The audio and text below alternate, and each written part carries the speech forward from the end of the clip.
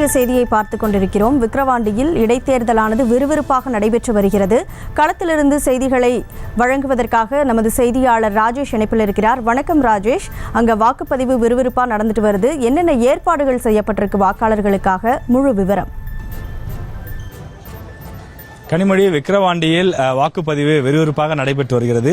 பெரும்பாலான வாக்குப்பதிவு மையங்களில் மிக சரியாக 7 மணிக்கு தொடங்கி இந்த வாக்குப்பதிவு தற்போது நடைபெற்று வருகின்றது. ஒரு சில இடங்களில் மட்டும் அந்த கோளாறு எந்திரத்தில் ஏற்பட்டிருக்கக்கூடிய கோளாறு காரணமாக அந்த இடங்களில் வாக்குப்பதிவு தாமதமாக தொடங்கியிருக்கிறது. சில இடங்களில் இன்னும் தொடங்கவில்லை. அங்கு புதிய எந்திரங்கள் கொண்டு வந்து வாக்குப்பதிவு நடத்துவதற்கும் அந்த எந்திரத்தில் இருக்கக்கூடிய கோளாறை சரி செய்வதற்கும் பணிகள் நடைபெற்று வருகின்றது.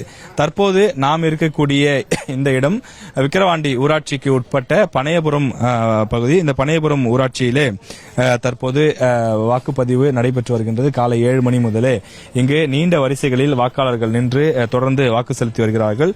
வரக்கூடியவர்கள் தங்களுடைய ஆவணங்கள், அதாவது ஆதார் அட்டை, வாக்காளர் அடையாள அட்டை, பாஸ்புக் உள்ளிட்ட ஏதேனும் ஒரு ஆவணத்தை கொண்டு வந்து காண்பித்து அவர்கள் வாக்கு செலுத்துவதற்கான ஏற்பாடு செய்யப்பட்டிருக்கிறது.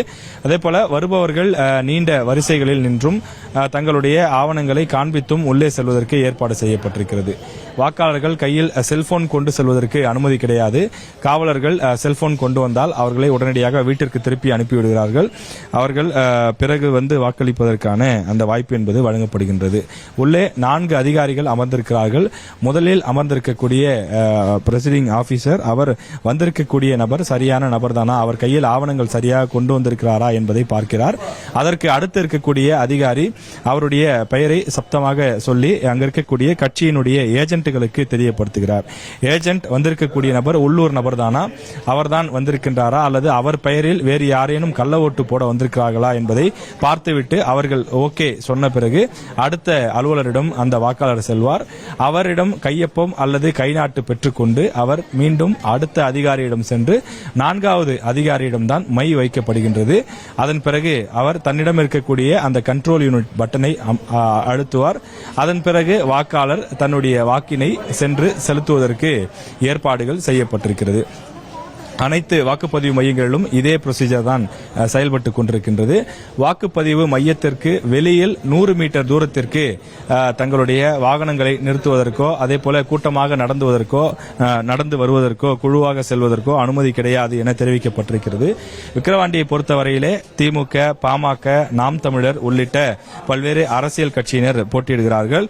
அதிமுக இந்த தேர்தலை புறக்கணிப்பதாக ஏற்கனவே அறிவித்திருக்கின்றது.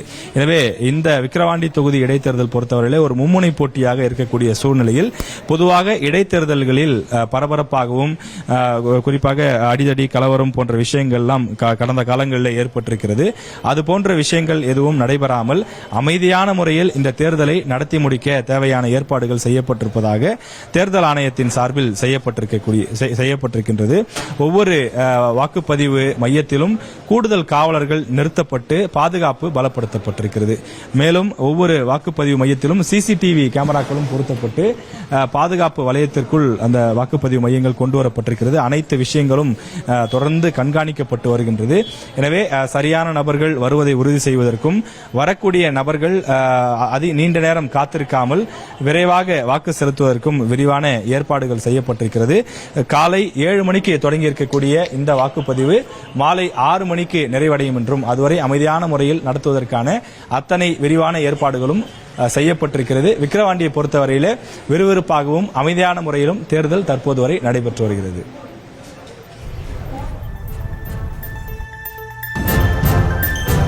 விவரங்களை வழங்கியதற்கு நன்றி ராஜேஷ்.